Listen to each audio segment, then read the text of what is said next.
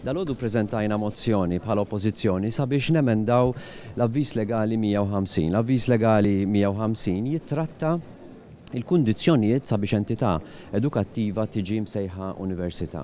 Il-Gvern irid ibaxxi il-kriterji biex entità tissejjaħ università u dan aħna nifhmuh bħala attakk fuq l-edukazzjoni. Min dan jiġi affettwat kull min ħareġ mill-università, kull min qiegħed student u kull min għadu ma daħalx l-università u għandu ħsieb li jidħol. Għaliex jekk inti tniżżel il-kriterji biex istituzzjoni tissejjaħ università, tkun qiegħed tattakka ir-reputazzjoni tal-Università ta' Malta. Mhux biss tal-entitajiet il-ġodda, imma fuq kollox ta' l-Università ta' Malta. Din hija ħaġa li tinkwetana. Ħantikom eżempju ta' dak li jrid jagħmel il-Gvern. Irid pereżempju jgħid u illi entità tissejjaħ università fl-interess nazzjonali. Din hija throwback għal snin ta' qabel, snin tal-antik.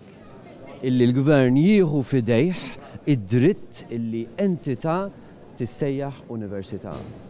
Aħna jidrilna li għandu jkun hemm kriterji bħalma ġa hemm ċari fost l-ola u mhux il-Gvern jieħu fidejh id-dritt illi entità għax iritu isejħilha università.